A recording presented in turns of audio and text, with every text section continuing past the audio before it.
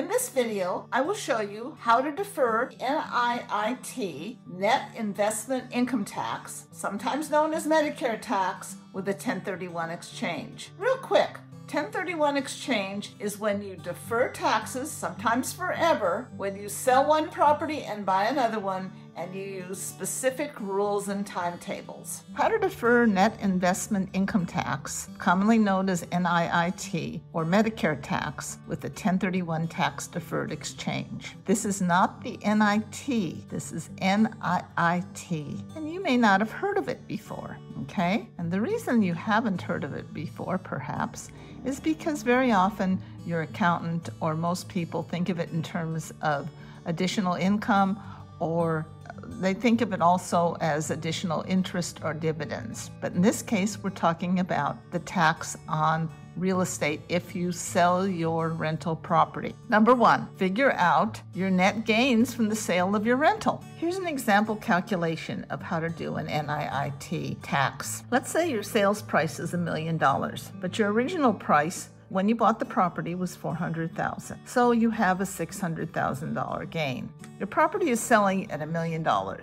You originally paid $400,000 for it, and now you have a $600,000 gain. Your threshold, because you're a single person, is $200,000. So for this property alone, you have $400,000 above your threshold. And at 3.8%, the tax would be $15,200. In this example, the $15,200 is a minimum because you do have other income. You had dividends, you have interest, and you got a bonus last year, which adds in. So you might have a lot more money that you would have to be considering over the $200,000 threshold. So the best way to eliminate the tax for your capital gains, your NIIT, your other taxes that you might have on the sale of the property is, of course, a 1031 exchange. Number two, talk with your tax advisor. Why do you want to talk with your tax advisor right now? The reason is he or she knows your other situation. They know how much interest you earned, how many dividends you had,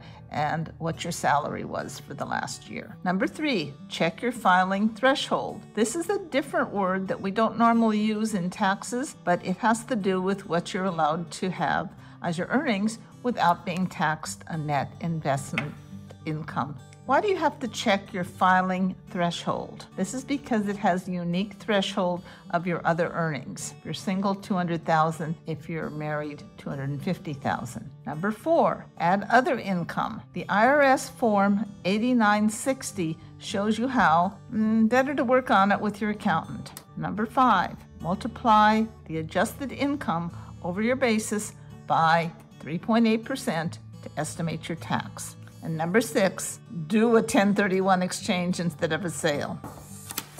And if we haven't met, I'm Maxine Golden. I'm a longtime real estate broker, and I started the 1031 Exchange Lady channel because I believe you deserve the same tax breaks as the big investors. The law says you do, and you do. But don't take my word for it. Ask the IRS or ask your tax accountant. They will tell you the same things. So I specialize in helping rental property owners like you across the country connect with agents that are experienced and qualified, like myself, who can help you with your 1031 exchange. So you can ask me a question in the comments or check the description below and book a call. I look forward to seeing you in the next video.